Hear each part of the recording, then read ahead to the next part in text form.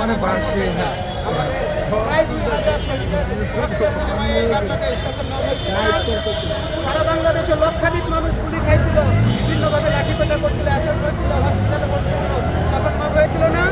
দিগন্ত যখন বন্ধ হয়ে গেছিল, দিগন্তের সাথে আপনারা জানেন আমাদের মাহমুদুর রহমান মান্না স্যার, তাকে রক্তাক্ত করা হয়েছিল, তখন মাফ হয়েছিল না? আমরা এই বাংলাদেশে দাঁড়িয়ে সামনের কথা বলতে চাই, আমরা এই বাংলাদেশে দাঁড়িয়ে ইনসাফের কথা বলতে চাই।